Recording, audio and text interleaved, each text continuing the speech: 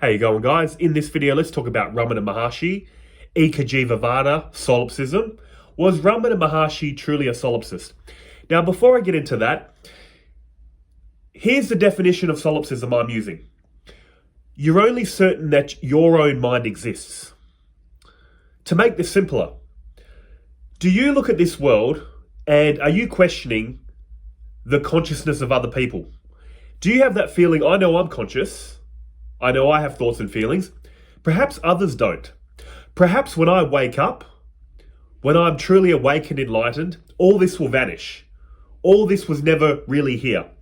If that's the kind of vibe you're thinking Ramana Maharshi was talking about, I'm here to clear up that confusion. And before I get into that, I just want to say one thing that I learnt many years ago and have constantly had to remind myself over the years. We need to treat spiritual teachings like a prescription.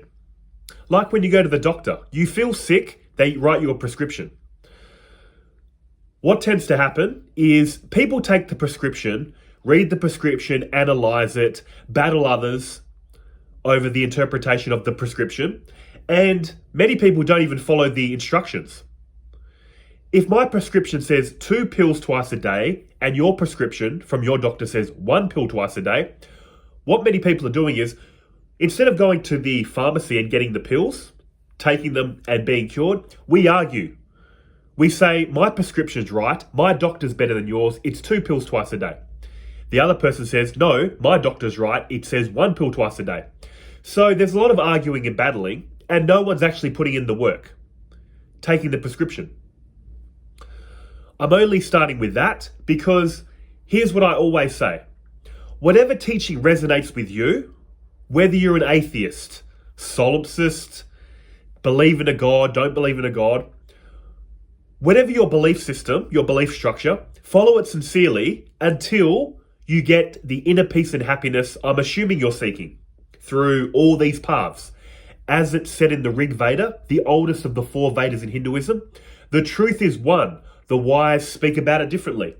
So all I'm saying is, all this intellectualizing, here's what it's for. Here's what I've come to realize.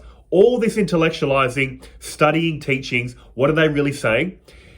All it's doing is to convince the intellect. The intellect needs to be convinced before it moves aside and allows the spiritual practice to happen. Like what? Like serving others, like devotion, like surrender, like meditation. Here's the key with Advaita Vedanta, and I'm assuming many traditional paths. We're meant to put these teachings into practice and have a direct realization ourselves. It's all cool to hear it's the one appearing separate intellectually, but if we don't feel it, it's just another concept. We need to take these teachings, put them into practice, and realize the truth for ourselves. Truth prior to understanding. Our ego values the intellect so much. Why? This is my theory. This is my theory why the ego values intellectual knowledge so much, because our ego is a thought. Our ego is a construct of thinking and language. So if our ego is only a construct of thinking and language and ideas, that's all it can know. Thinking, language, battling beliefs. Your true self, the truth is prior to ego. It's a felt experience. It's an intuition. When you sit down and get into deep states of meditation, the mind, the intellect, just say it was like a helmet. It needs to be pulled off and put to the side, and that's what is going to allow you to sink into deeper and deeper states of meditation. The truth is a felt experience. God is found in the heart. Your true self is found in the heart. So I just thought I'd put that quick disclaimer out at the beginning of this. I'm going to talk about the teachings of Ramana and Solipsism, but always remember, whether I convince you or not, it doesn't matter. Just follow your belief system. Whatever it's telling you to do, spiritual practice, realize the truth for yourself. And as the Vada says again, the truth is one, the wise speak about it differently. Sincerely follow your path. We're all going to reach the same truth in the end. So I just thought I'd put that out there. So now let's talk about the teachings of Ramana Maharshi. I'm going to talk about talk 571. From the 3 volumes of books, Talks with Ramana Maharshi. This is talk 571. Let's talk through it and understand what he's truly saying and how he's not solipsistic.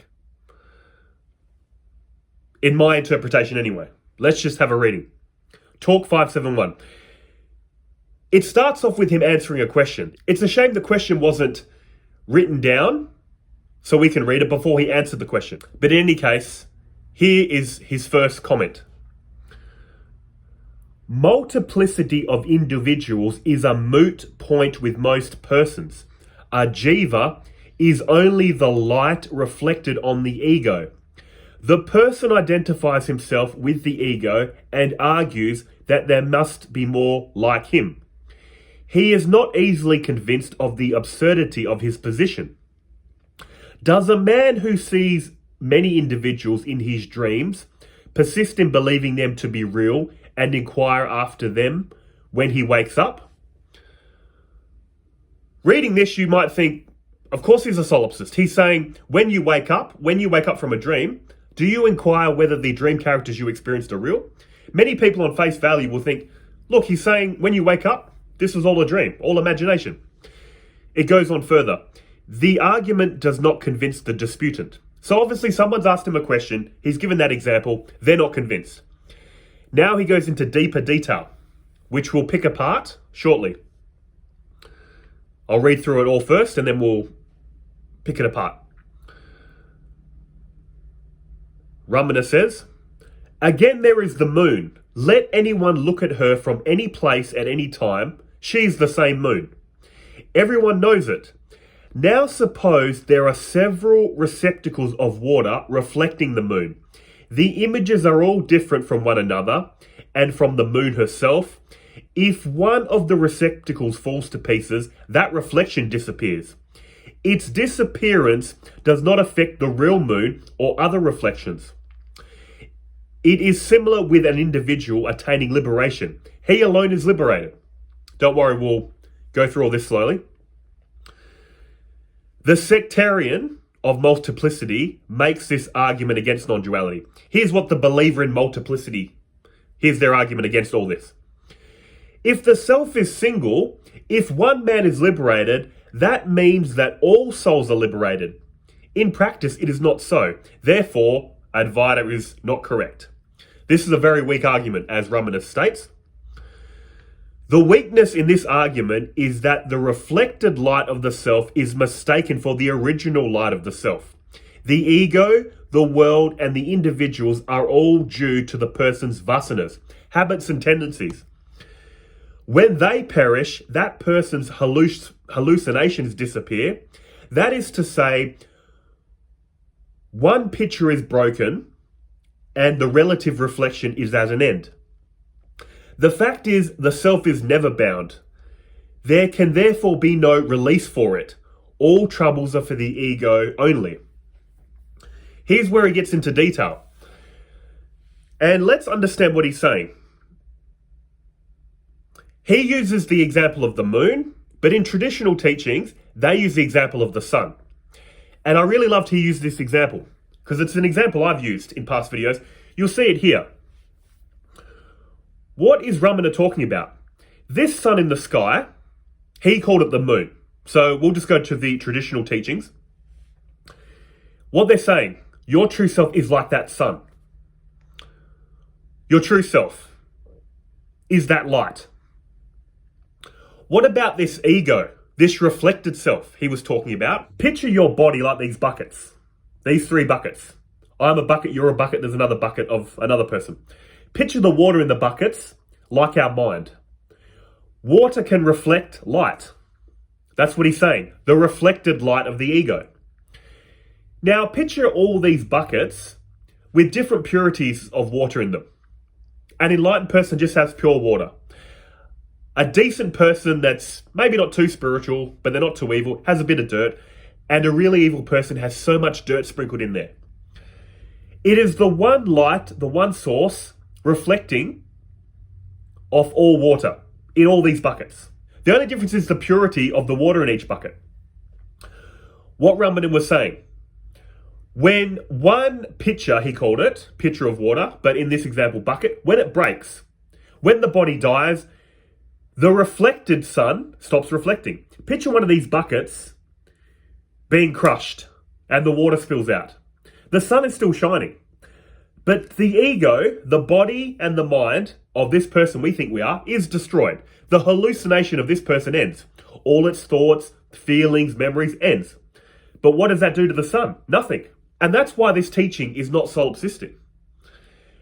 When we believe in the teachings of solipsism, what we're basically saying is, me as one of these buckets is responsible for all these other buckets. So what Ramana was saying is our true self is like that sun, shining on all buckets.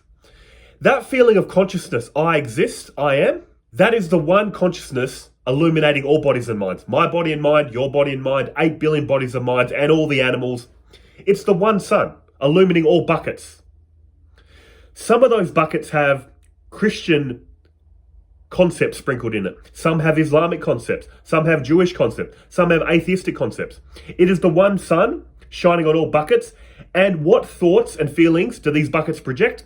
Whatever has been sprinkled into the water. If you're sprinkled with Christian concepts, you reflect and experience a Christian reality. If you're sprinkled with atheistic concept, you reflect and experience an atheistic reality. So on and so forth.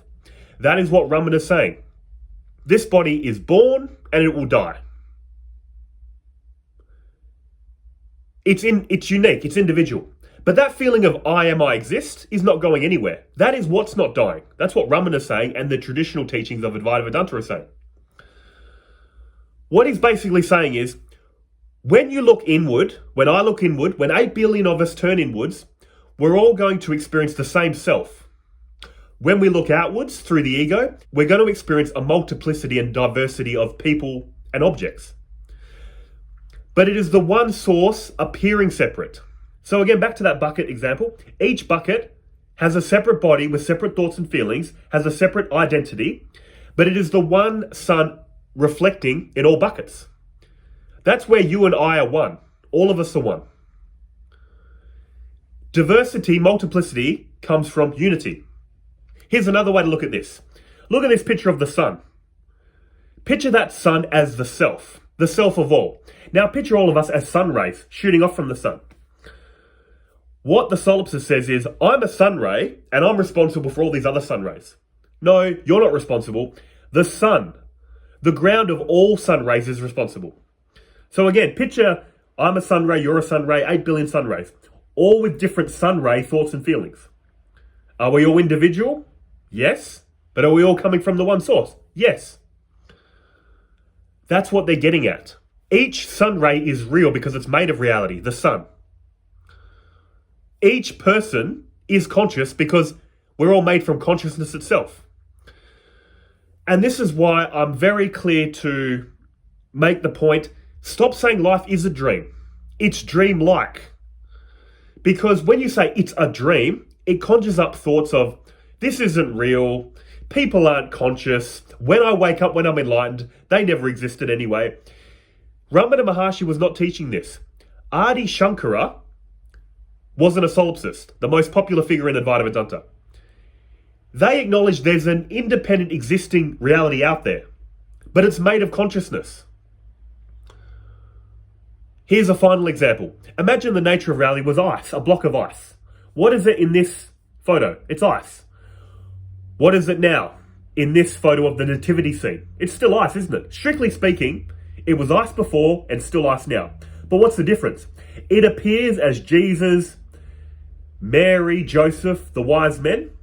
But strictly speaking, it was ice before, it's ice now, and it will go back to ice if we melt it down and freeze it again, in this example.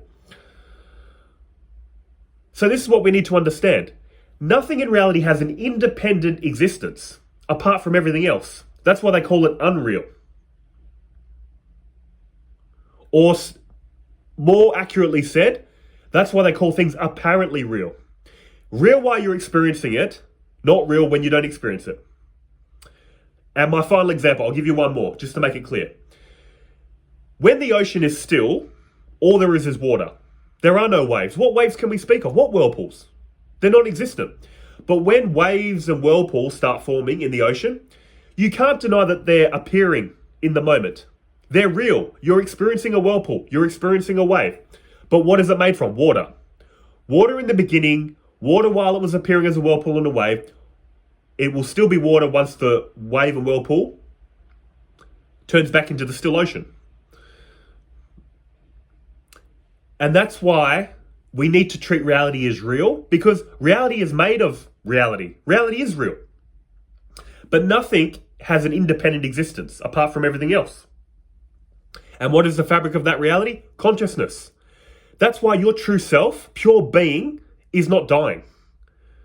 Names and forms come and go in consciousness. This name and form of your egoic self has come. It will go. But that feeling of something's happening, I'm conscious, I exist, is not going anywhere. And just to make this clear, I promise this is my last example. As it starts raining, good timing and all.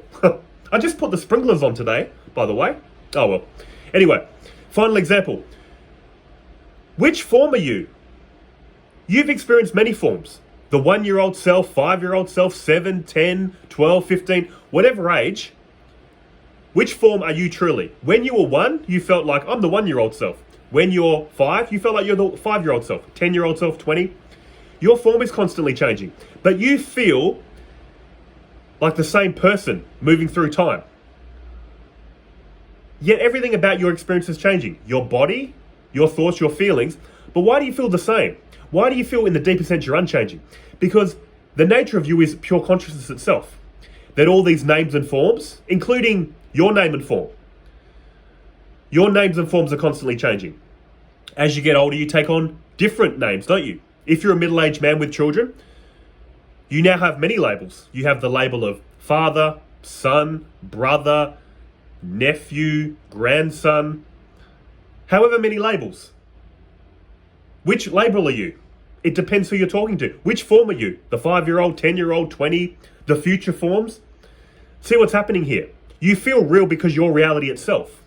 Yet, what you're experiencing, whether it's other people, a world, or a body, is only apparently real.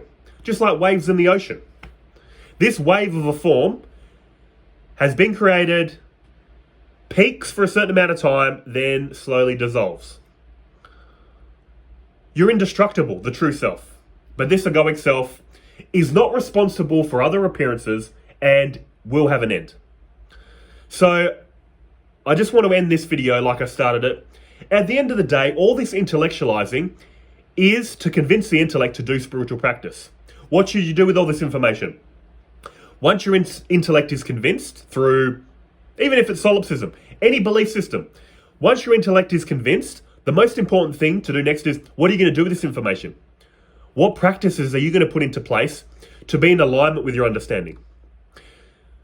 If the nature of reality is one, appearing separate, what practices do they recommend? Service, love, devotion, surrender, meditation. What does meditation do, by the way?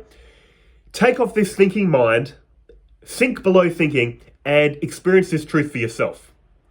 Prior to language, prior to words. Then it won't be a belief, it will be a direct experience. I'll leave it at that. Hope this video helps.